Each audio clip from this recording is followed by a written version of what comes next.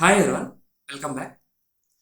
Let's see one of the gate question which was asked in the year 2019 CSC. The following C program is executed on a Unix or Linux system. What will be the total number of child processes created is? Right? So you know how to execute the C program, right? So it is going to execute in line by line, and majorly they are concentrating on the operating system concept, not the C question. That's why they have mentioned clearly as Unix or a Linux system, because in Unix or Linux system, if you want to create a duplicate process, we will use fork system call. Okay, so to make more understanding of this particular concept like fork system call, just watch the video what I have covered the entire concept of fork system calls, so that you can able to solve any kind of competitive question. That can be either is true or gate or whatever it might be. You can able to solve anything, right? Just watch it and come back and write your answer in the comment section, right? So here, if you look into the code, they have given some for loop.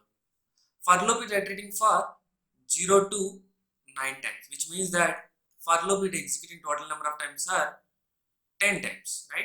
While executing 10 times, how many times the fork method is going to be executed? When I modulus 2 is double equal to 0, means it is going to execute it for 0, am I right? 0 modulus 2 double equal to 0, yes. And it is going to execute for 2, 4, 6 and 8. For all these 5 I values, it is going to be executed. So how many fork calls will be there? 5 fork system calls will be existed, right? You already know, if we have n fork system calls, how many total number of processes are there? 2 power n number of total processes will be there, and 2 power n minus 1 child processes are there, right? As we are having 5 fork calls, just substitute with that. The question is related to child process, or we can call it as a duplicate process, or we can call it as what are the total number of new processes. So then that will be 2 power 5 minus 1, which is equal to 31. So the correct answer will be for this as 31.